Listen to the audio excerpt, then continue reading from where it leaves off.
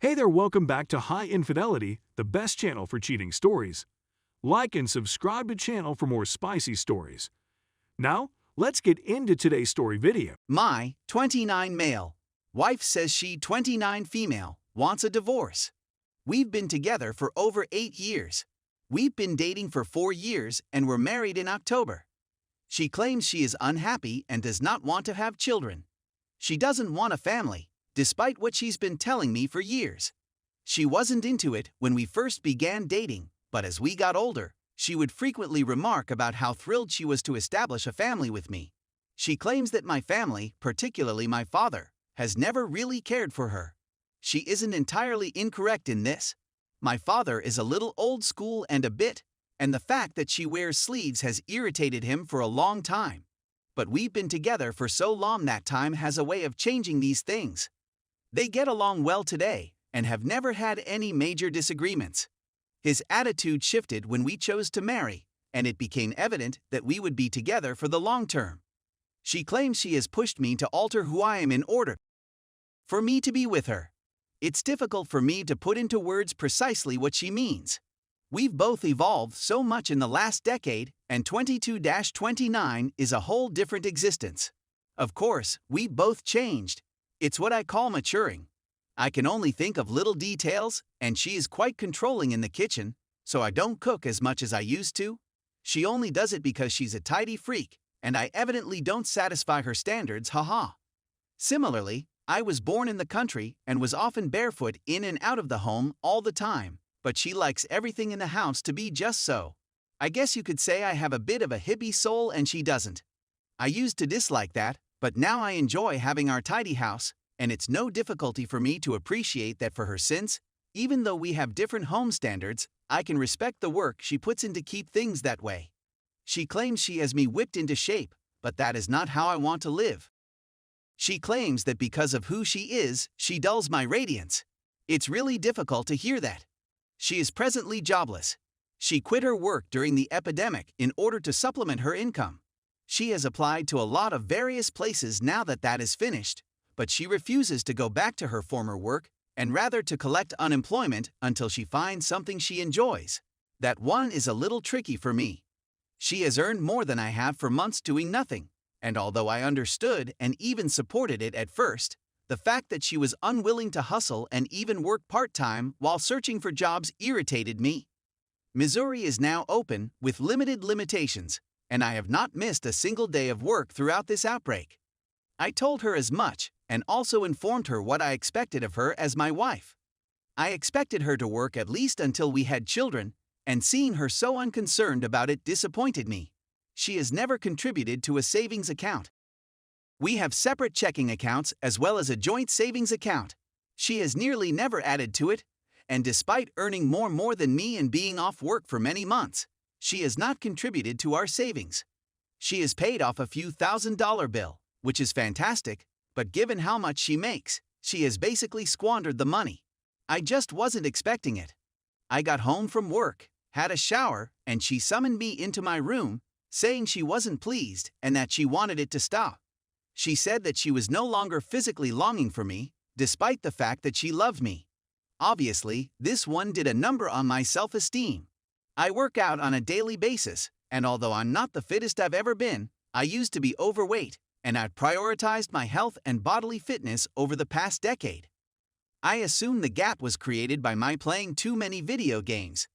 We get out and watch movies or binge-watch series, but we also respect each other's space throughout the week, and after a hard day of work and training, I've certainly slumped down at my computer to game with pals more times than I probably should have. She claims that geeky things like that don't bother her at all, and it's the stuff I like, so I shouldn't feel obligated to adjust anything for her. She claims it's more complicated than that. I adored her and was overjoyed with our life together. Knowing she wasn't is heartbreaking. I feel responsible for her happiness, and as if I've let her down by not doing my bit to emotionally connect. But we often make jokes and laugh. We are true buddies.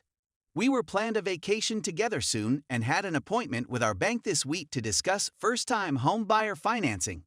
I also believe it might have been a spark. She claims she wants a family and a country home, and even though she said she did, Now that we are making those steps, she is having cold feet and says she doesn't. I'm not sure what counsel to provide since I've never been in this situation before. It seems quite genuine, and she appears to be really determined. My self-esteem has been shattered, and I feel as though I have failed my marriage. I've always tried to put her first and to adore her. Our life was frequent and excellent despite the fact that it was completely unexpected. She appeared to care about us. Update 1. She had an affair with me. We've been together for 8 years and married for over a year. She stated she wasn't sure if we were going to work and that it may be better if we split up, citing a number of concerns that had arisen years before. However, we had already gone through them and hadn't seen them in years, so it didn't make sense. After posting another anonymous Reddit post, I approached her and received some advice. I booted her out after she confessed to sleeping with another guy. She had been home nonstop with the flu and seemed to be borderline sad. She has since told me how much she regrets it, and how much she loves and is attached to me more than some person she had just met for a few days. But the idea that she met a man and then ended up cheating on him is absurd to me. I've never had anything but total faith in anybody. This shocked me and was completely unexpected. We intended to apply for first-time homebuyer financing the same week it was released. She is now living with her parents, and we communicate on a regular basis. Depending on the time of day, I felt a great deal of rage and melancholy. She believes she wants to work through it, but she also plans to spend a week in the mountains with her family to reflect. I'm at a loss on what to do. On the one hand, she broke my trust, but on the other hand, I've never loved someone like this before, and I value our marriage and prospective future if she's ready to work through it. But then I wonder whether she'd respect me if I returned her. If it's already too damaged. If she makes the decision, maybe the grass is greener on the other side. I'm simply puzzled and don't know what to do. I've tried not to speak to her too much while she's been gone, since it's either an emotional conversation or me being a jerk, both of which end up hurting me. Help, particularly from others who have gone through something similar, but I am open to different points of view. Edit: I have a great deal of affection for her family.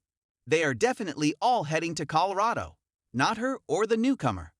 Update 2. We chatted again yesterday night, and we wept a lot and talked about our relationship. She has consented to spend the next several weeks with her relatives a few hours away. They will be in Colorado from the 22nd to the 29th of this month. She told me she needs to feel whether this is a mistake and that she doesn't want to talk to me until she does. After that, if I'm available, she wants to speak with me. She swears she won't speak with this other man either, but I don't trust her. I apologize to her for everything. We are all human. And I adore her unconditionally. She doesn't appear interested in couples counseling and instead prefers individual therapy for herself. She said that I let her walk all over me, which led her to lose respect for me. She also said that she has had intimacy difficulties for a long time and doesn't know how to address them. We'd have once a week, maybe twice a week, and it would always be fantastic, and we would feel connected, but simply interacting seemed to be more difficult than it used to be. She would often shut me off, and it always appeared to be on her terms. Her family has pledged to keep me informed in secret on a regular basis, since they all adore me and want it to work out. During this difficult period, they have been blessings and showering me with affection. Mentally, I anticipate it to be over soon.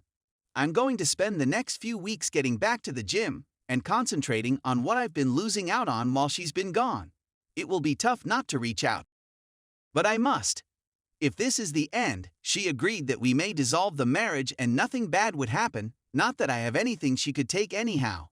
My friends and family have been quite supportive, and I received a lot of fantastic advice from my first post. I'll update you when we meet and discuss in a few weeks. Final update. So much has happened since I posted the 2 postings seeking help on how to handle a scenario I never expected to find myself in. I've been living alone for a few months now. I've filed for divorce, which will be an entirely uncontested process. I consider myself lucky that we did not have children or buy property together. The past 5 months have been the most difficult of my life. I also lost my work not long ago as a consequence of some bad conduct that started soon after the affair was disclosed. I'm working 30 hours a week for a landscaping firm right now, and I'm happy for the money to help pay the expenses. My friends and family are fantastic, and they love and support me tremendously. I've just started seeing a girl, and I like her. She fits a lot of the requirements I have for a companion. However, I still have a callousness in my heart. After over a decade with my SDBXW and being caught off guard by infidelity, I simply don't see the world the same way. I feel as if my innocence has been stripped from me, and I see the world as it is.